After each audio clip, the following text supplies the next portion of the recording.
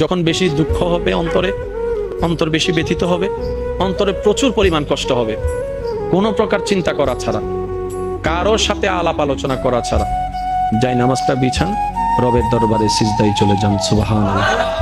চোখটা বন্ধ করেন, চোখের পানি ছাড়তে থাকেন, মন হালকা হতে থাকবে, সিজদায় রবকে বলতে থাকেন, যা বলার বলতে থাকেন, যেভাবে বলার বলতে থাকেন।